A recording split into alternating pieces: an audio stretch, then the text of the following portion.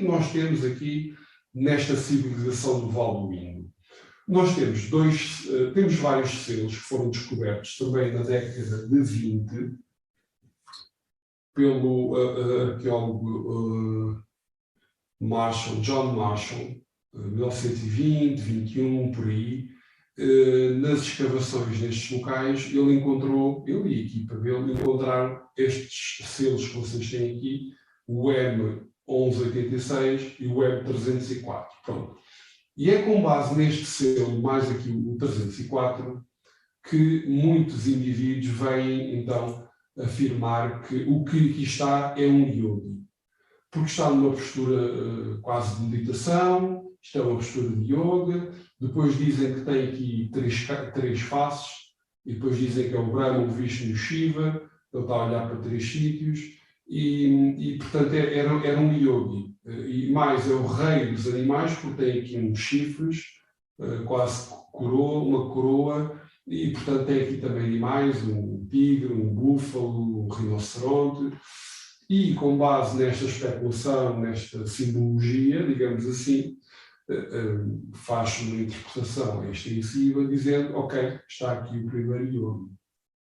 Mas a verdade é que esse argumento não colhe, não convence, porque há autores, e eu aqui fui buscar só aqueles que são mais conhecidos, há autores como, por exemplo, o Stuart Ray Sarbacher. Ele tem este livro, que depois está no último slide na bibliografia, se vocês quiserem, Tracing the Path of Yoga, portanto, descobrindo, ou descortinando, dando um caminho para o yoga. E ele diz assim, que há aqui algum ceticismo considerável, ou seja, estas figuras sentadas, as figuras do Vale do Indo, aparecem noutros lugares, não é só na Índia, eles aparecem noutros lugares. Por exemplo, o Egito, não é? E no Egito, que saiba, não houve yoga. Portanto, não há aqui a possibilidade de ligar essa evidência arqueológica a práticas antigas de yoga. É uma elaboração muito exaustiva, muito extensiva e elástica, dizer que houve yoga nessa altura.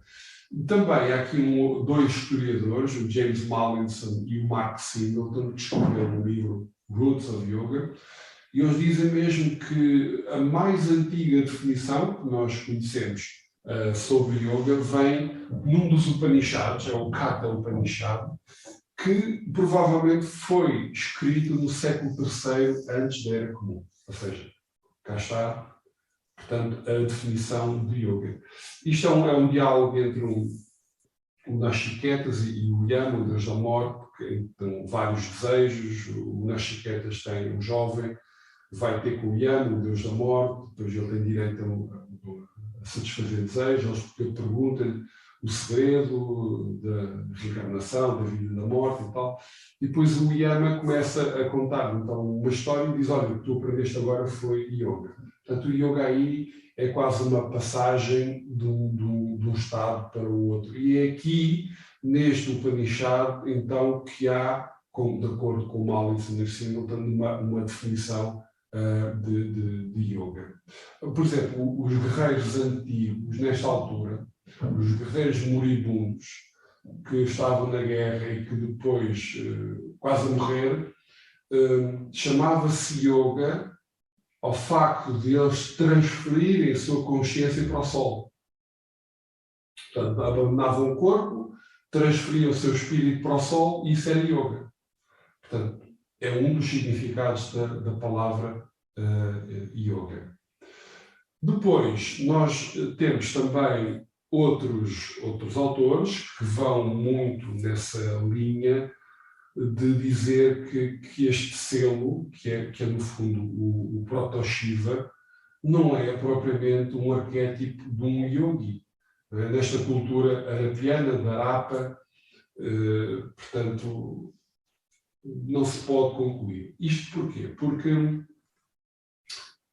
a partir da década de 50 e de 60, 1950, 1960, grandes historiadores, como por exemplo aqui o Eliade, que está aqui, o Mircea Eliade, que por acaso viveu em Portugal, na altura do Estado Novo. Ele foi edito cultural da Roménia e a casa onde ele morou é ali perto da Avenida de Berna. Está lá uma placa, aqui morou o Mircea Eliade. Pronto, foi um grande historiador e ele fez a tese de doutoramento dele sobre yoga. Ele estudou yoga, estudou o xamanismo, depois estudou religiões asiáticas, enfim. E ele vem dizer então que a prática do yoga já é muito antiga, muito ancestral. Já o próprio Buda, na floresta, teria aprendido yoga. Isso é o que diz o Mircea Eliade. Mas isto na década de 50, entretanto as coisas mudam. Porquê? Porque conhece mais factos, mais evidência, mais textos do sânscrito e começa-se a desconstruir um pouco este pensamento do Eliade e também do Feuerstein, que tem um livro muito interessante que é The Yoga Tradition, ou A Tradição do Yoga, que está em português, editora de pensamento, em que o próprio Feuerstein, George Feuerstein, também vem dizer que o yoga é antigo, tem 4 ou 5 mil anos. Bom, e estas ideias ainda circulam muito no mainstream, nas escolas contemporâneas. Se calhar vocês vão a uma escola aqui e ali e eles vão, alguns instrutores que leram o Mircea Eliade ou Feuerstein vão dizer: não, o yoga já tem 4 mil anos, 5 mil anos, mas a investigação atual não vai nesse sentido. Portanto, este Proto-Shiva não é propriamente o deus do yoga ou o rei dos yogis, como alguns autores escreveram. Vocês podem encontrar isto num livro que também eu coloquei na bibliografia, que é um manual da Routledge de estudos de yoga e meditação. Pronto, está em inglês, não é? Mas saiu em 2021 e é também um livro muito interessante.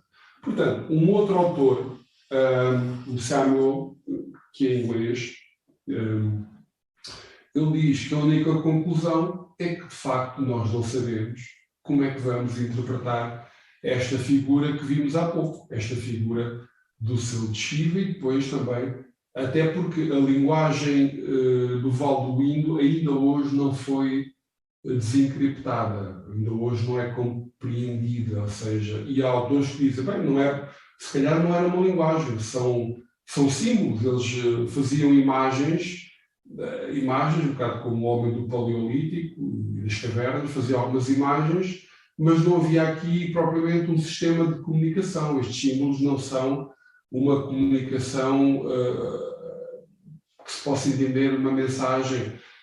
Pronto, é uma possibilidade. Portanto, deixo-vos aqui estas ideias, porque, de facto, nós não sabemos o que aquela imagem quer dizer. Pode ser um feiticeiro, pode ser um sacerdote, não é propriamente um yogi. E na Índia sempre houve muito esta tendência do indivíduo se colocar numa posição. Ainda hoje vocês vão à Índia, eu vim de lá há 15 dias, vim do sul da Índia, e todos os dias nós vemos pessoas de cócaras, eles ficam ali e trabalham e estão a falar, agachados. Quer dizer, isso é uma postura de yoga, não é? É a forma como eles estão a relaxar, estão assim, de cócoras. Portanto, vamos passar aqui a um outro tema.